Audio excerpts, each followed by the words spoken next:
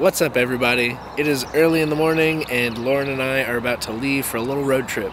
We're gonna end up in Iceland, but we're driving from here to Lauren's grandma's house in North Carolina to stay for a few days, and then we're gonna go up to New Hampshire to hang out with my family and her family too. And then we're gonna take out of Boston to go to Iceland for a few weeks. So I'm gonna end up showing you guys a whole bunch of adventure stuff, but we are not taking the RV. Mostly just because we're going to be staying with family, and that's a whole lot of gas just to hang out with people for a few days. And I kind of wanted to see what it'd be like to drive cross-country in my race car. So I'm going to see, I don't know, I guess we'll all find out together what it's like if a Texas street legal car really does make, I don't know, driving a drift car on the street more tolerable. I don't know, it's early in the morning, I'm tired, I haven't formulated my thoughts very well, as you can tell, but we're just going to jump into it, hop on the road, and we've got 12 hours to drive this first stint, and BMW is fully packed with way too much stuff, and I don't know, let's see how it goes.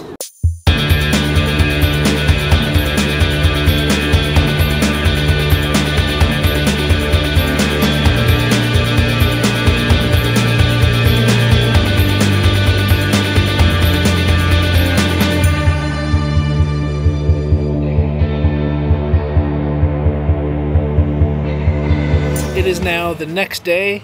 We got in really late last night. It was a little over 800 miles. It took us like 13 hours. We had some stops, stopped for some food and gas. Could have done it quicker, but we're in no rush. So we're in North Carolina right now. We're just going to be chilling out for the week, so I'm not really going to show you much here. There's not really a whole lot we're doing. After 12 or 13 hours in the car, I feel great. Wasn't really super tired. I just have an eBay bride seat in there, and it's really, really comfortable. It's the knockoff of the Vios 3, and if you guys know your history, it's the Vios 3 molds and everything. They just use cheaper cloth materials and stuff making it. It's from Canada. It's great. Nothing but good things to say about it. I softened the suspension a little bit. Before we left, I put new tires on the car, and I balanced the fronts, but if you guys saw in one of the old videos I made how I mount tires, I forgot to kind of balance through your tires, and to do that you just do a burnout and it kind of takes the high spots out of the tire. Everything was fine until we hit like 75 or 80 miles an hour, and then it would vibrate a little bit, which was kind of annoying, and we were at like 75 or 80 for the whole way here. So it was a little bit annoying with the vibration. I would slow down in some spots, but it wasn't super bad, and the car held up great. Nothing's wrong. Just driving a BMW cross country.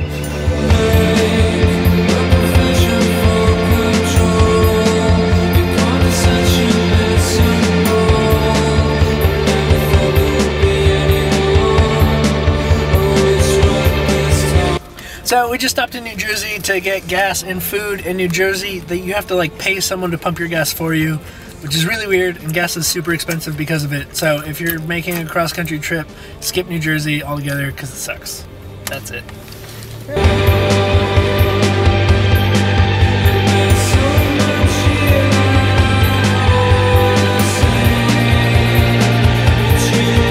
Alright, so we just got to New York City and I hit a huge pothole and then heard some scraping, and now this is going on.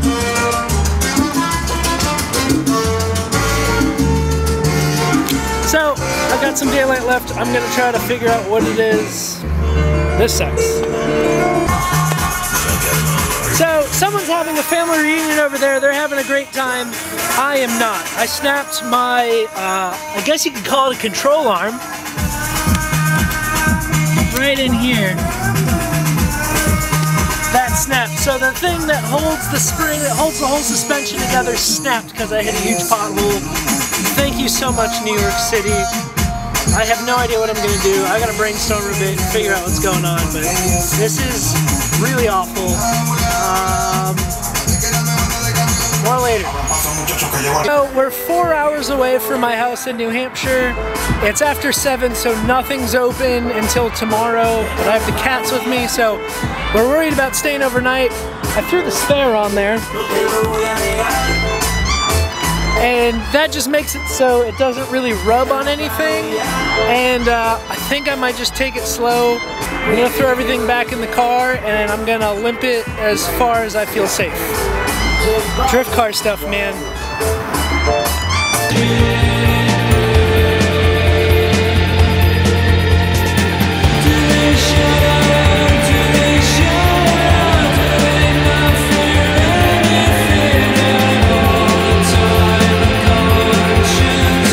Okay, finally made it to New Hampshire. I got in at like 4 in the morning. We were supposed to show up at 11, but I had to stop again after I stopped the video, and we stopped at a Walmart in New York and picked up some stuff to fix this a little bit better.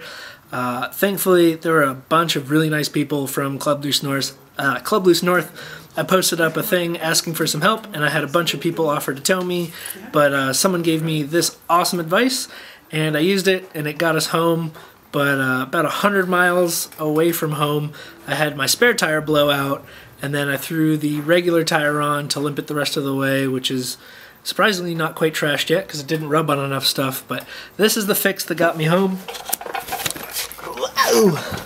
All right, so the spring should sit here, but unfortunately, the whole problem is The whole problem is it snapped right there. Oh, you can see it this way right here. So you can see the axle has now torn through the control arm. So then I put this tow hitch from the knuckle all the way to the back, and then I zip tied the spring on there so it wouldn't fall off, but zip tie snapped, so that didn't really work. But yeah, that's what got me home. The alignment was sketchy enough to blow up at least one tire, and yeah, well, now parts came in from eBay, everything was quick, so I'm gonna slap this thing together because tomorrow we leave for Iceland. So let's see if we can get it done quick. Say hi! Hello! So 10 minutes later, got the old one off. It was really easy. Here's the only difference between the two. You got a hole in this one and no hole in this one.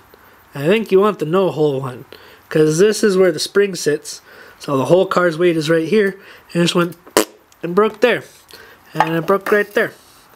And yeah, looks pretty gnarly, huh?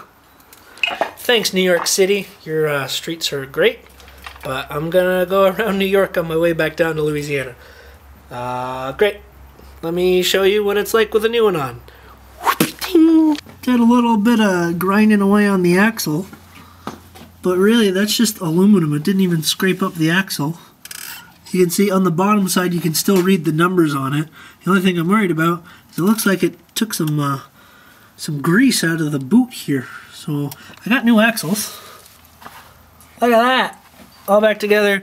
So this holds the spring, but that got burnt away a little bit from the axle from rubbing it. But that sits like that, and I'll need to go grab a new one of those sometime next week. Good thing ISC Suspension's in New Hampshire and they're not far away, so I'll go up there. If you guys want, I'll do a shop tour too. But car's about to go back together. Yay! Yay! Yeah, car's all back together.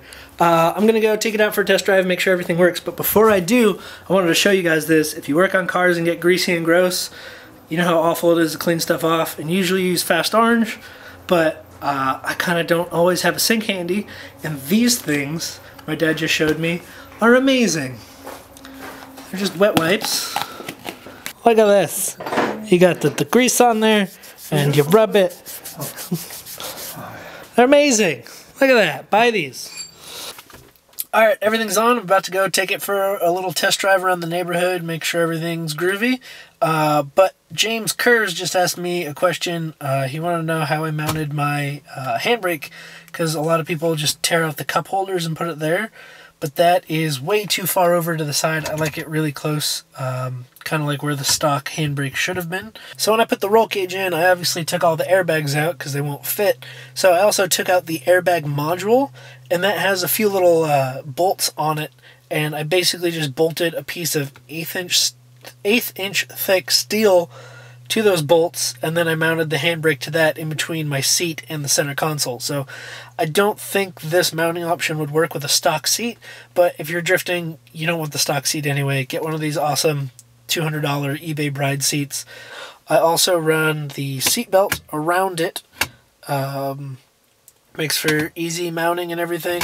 And then I run the braided stainless line down through here and under the center console, and then I run it out through where the e-brake cable goes through the chassis. That's where that line goes out to the rear. It's really simple, really effective, and it is way better than having to lose your cup holders. Alright, off to go test drive. Let's see if this thing works. Alright, so everything's fixed. Going for a little test drive, making sure it all works, and drives just like normal. I probably need to align this thing, and I definitely need to get a new lock collar riser adjustment thing for the back.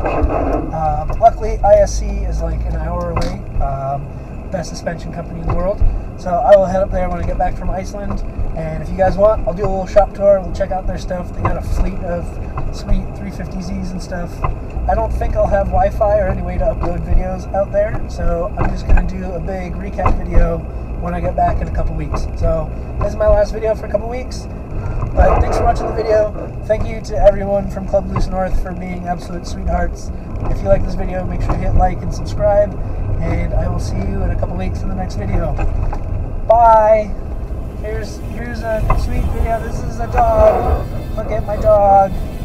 It's a cute dog. Hit like, hit subscribe, watch these videos because they're cool.